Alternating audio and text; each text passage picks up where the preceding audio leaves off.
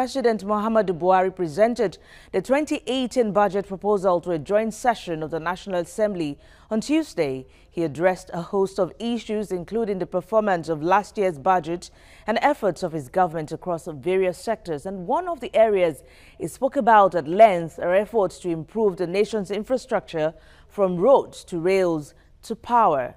Economist and management consultant Osilama Okuofu joins me in the studio now to talk about this. Many thanks for your time, Osilama. Yes, President Muhammadu Buhari presented 2018 budget yesterday, and he talked about the performances of his administration. He said about 50% of projects, rail projects, metro rail projects, were completed when they inherited from the last administration, and now that about 98% completion in projects. Do you think it is so? Well, I wouldn't have any reasons to want to doubt what the president has said. But I recall sometime not too long ago, this administration actually commissioned the Abuja Railway. I think the Abuja Kaduna Rail track.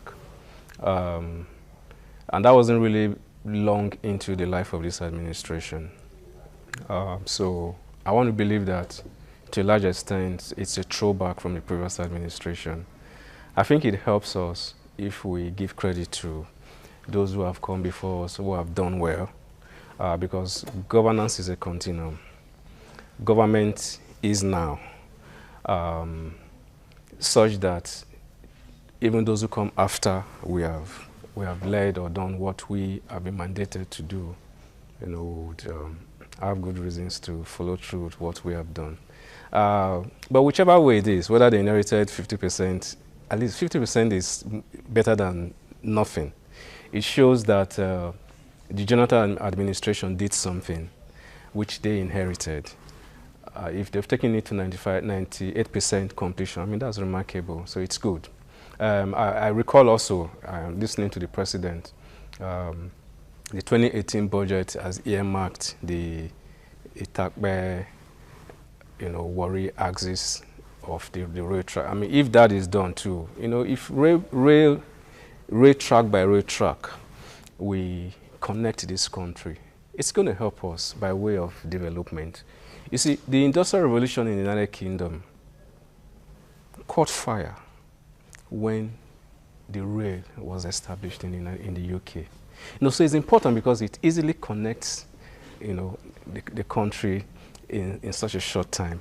You recall that the president said it's going to take an hour, 15 minutes to now move from Abuja to Kaduna. If you were to go by road, that's an average of 2 hours. 2 hours. So it reduces man being wasted out there, which will be good, which will improve economic activities. Osilama, that takes me to, the Minister of Transport, Rotimi Amechi, says he insists that the rail projects will be completed by late or ending 2018. That takes me to what was earmarked for capital. That's the capital expenditure, 2.43 trillion naira. Overall in the budget, it's a 16% increase from last year at 7.4 trillion naira thereabouts. Now, looking at the capital expenditure and looking at the implementation of this 2017 budget, from what we had, about 400 billion naira, if I'm going to say, has already been taken or been given for rail infrastructure. But looking at this latest that we have now, do you think that is enough? Because once we have infrastructure on ground in Nigeria, then it seems every other thing would be in place. A very good question you just asked. I was actually, thinking through it on my way here. No amount of money is ever enough for an emerging economy to develop our infrastructure. Because if you look at where we are right now, our infrastructures are actually very decadent, and in some situations, virtually non-existent. Even if the total sum of the earmarked 6 trillion naira budget is pumped, everything goes into infrastructure, it still won't be enough, because we have a huge deficit, a very huge deficit that runs into hundreds of billions of dollars, right? My worry actually is, 30.8% of the budget earmarked for capex. It's not really good enough because what it means is that the balance goes for recurrent expenditure, salary, administration, emoluments, and things like that. It's tantamount to not really investing in your future. It's like just, taking advantage of your resources now and not planning for the future. And by future, I mean our children and grandchildren and those that are yet to come.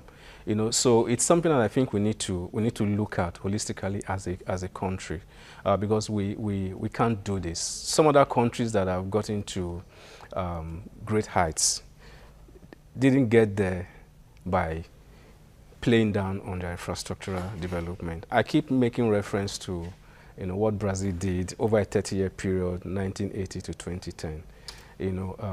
We need to look at, study what Brazil did and implement it. It worked for them. Yes, we need to study what Brazil did. Aside from what we usually earmark for our capital expenditure for infrastructure development, do you think we would need foreign investors to come invest in our infrastructure? That question Maybe we should look in that direction That more. question is given. We are an emerging economy. We need foreign direct investment. But beyond that, it's the environment has to be the usual cliche, enabling. If you really want to drill down into what makes an environment enabling, infrastructure. If the roads are there for them to move their goods from point A to point B, good. If the rail works, fine. If there's security of lives, perfect. So these are the enabling environment we are talking about. Good enough, the government has, done well in the area of ease of doing business. But ease of doing business is just by way of being able to get visa to come into Nigeria, register your company. We need to look beyond that. What they now need to do going forward is look at the process of doing business and the perception of doing business. All right, so we'll have to leave it at that. Economist management consultant Osilama Okuofu, thank you for talking to us on Business Tonight. Thank you for having me.